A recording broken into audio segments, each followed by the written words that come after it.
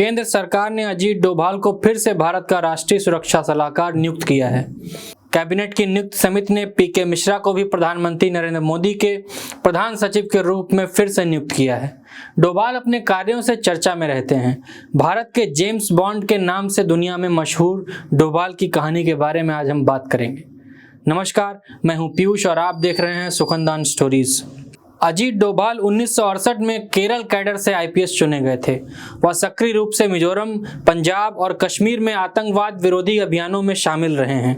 डोभाल का जन्म 1945 में तत्कालीन संयुक्त प्रांत, जो अब उत्तराखंड में है, के पौड़ी गढ़वाल के घिरी बनेल सिंह गांव में हुआ था। डोभाल के पिता मेजर जीएन डोभाल भारतीय सेना में अधिकारी थे। उन्होंने अपनी शुरुआती पढ़ाई राजस्थान के अजमेर स्थित अजमेर मिलिट्री स्कूल में की। 1967 में आगरा यूनिवर्सिटी से उन्होंने अर्थशास्त्र में पोस्ट ग्रेजुएशन की डिग्री ली। अजीत डोभाल का इतिहास काफी दिलचस्प रहा है। उन्होंने बतौर पुलिस अधिकारी काफी ऑपरेशन किए। उन्होंने कांग्रेस के साथ भी उतना ही काम किया है जितना बीजेपी की सरकारों के साथ किया। सबसे पहले मिजो एकॉर्ड नाम सामने आता है, उसमें उन्होंने अहम भूमिका निभाई थी। जब सिक्किम को राज्य का दर्जा दिया गया था तब भी अजीत डोभाल ने अहम रोल निभाया था। इसके अलावा जब 1984 के दंगे हुए थे तब वे पाकिस्तान में थे। वे वहां जासूस के रूप में काम कर रहे थे। बात 1988 की है। स्वर्ण मंदिर के पास जहां एक जमाने में जर्नैल सिंह भिंडरावाले की तूती बोलती थी, वहां अमृतसर के लोगों और खालिस्तानी अलगाववादियों ने एक रिक्शे वाले को बहुत तन्मयता से रिक्शा चलाते देखा। वो इस इलाके में नया था, वैसा ही लग रहा था जैसे आमतौर से रिक्शे वाले लगते हैं, लेकिन फिर भी खालिस्तानियों को उस पर कुछ शक हो चला था। स्वर्ण मंदिर की पवित्र दीवारों के आसपास खुफिया तंत्र के पैतरों और जवाबी पैतरों के बीच उस रिक्शा वाले को खालिस्तानियों को यह विश्वास दिलाने में 10 दिन लग गए कि उसे आईएसआई ने उनकी मदद के लिए भेजा है। ऑपरेशन ब्लैक थंडर से 2 दिन पहले वो रिक्शा वाला स्वर्ण मंदिर के अहाते में घुसा और अलगाववादियों की असली पोजीशन और संख्या के बारे में महत्वपूर्ण खुफिया जानकारी लेकर वो बाहर आया। वो रिक्शा वाला और कोई नहीं, भारत सरकार के वर्तमान सुरक्षा सलाहकार अजीत डोभाल थे। खुफिया तंत्र के अलिखित कानून का पालन करते हुए डोभाल को नजदीक से जानने वाले लोग इस कहानी को सुनकर तुरंत कहते हैं कि इस बारे में उन्हें कोई जानकारी नहीं है, लेकिन ये साफ पढ़ा जा सकता है कि इसे सुनकर उनके चेहरे पर एक खास किस्म की मुस्कान आ जाती है। बहुत इसरार करने और नाम ना बताने की शर्त पर इंटेलिजेंस ब्यूरो के एक पूर्व अधिकारी बताते हैं, इस ऑपरेशन में बहुत बड़ा जोखिम था, लेकिन हमारे सुरक्षा बलों को खालिस्तानियों की योजना का पूरा खाका अजीत डोभाल ने ही उपलब्ध कराया था।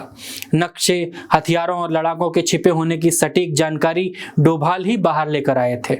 इसी तरह 80 के दशक में डोभाल की वजह से ही भारतीय खुफिया एजेंसी मिजोरम में अलगाववादियों के शीर्ष नेतृत्व को भेदने में सफल रही थी और चोटी के 4 बागी नेताओं ने भारतीय सुरक्षा एजेंसियों के सामने हथियार डाले थे।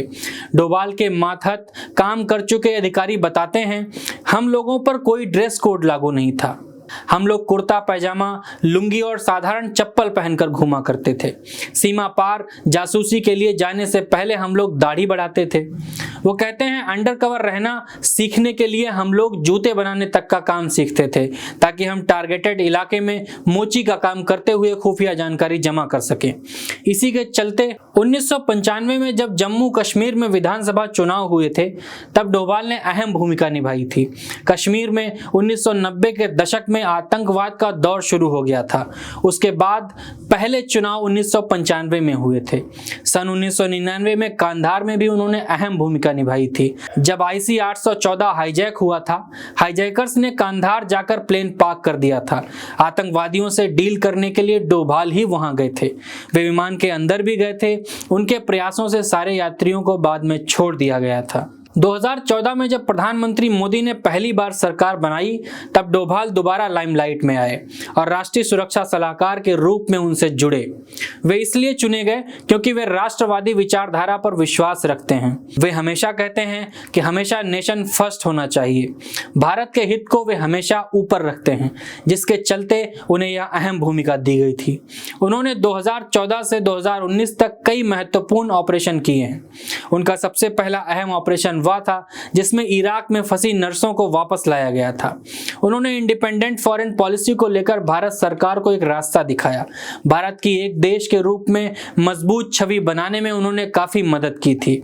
अमेरिका और रूस के साथ संतुलन बनाकर चलने की पॉलिसी में भी दिशा निर्देश अजीत डोभाल ने ही दिए थे। प्रधानमंत्री मोदी की जो विश्व नेता के रूप में छवि बनी, उसमें भी अजीत डोभाल ने महत्वपूर्ण भूमिका निभाई। हालांकि उन्होंने अपने सारे काम स्टेज के पीछे रहकर किए। उरी की सर्जिकल स्ट्राइक, पुलवामा हमले के बाद बालाकोट और साइबर टेरर जैसे मामलों में भी उन्होंने अहम भूमिका निभाई थी। अजीत डोभाल ने पाकिस्तान में रहकर भारत के लिए जासूसी भी की।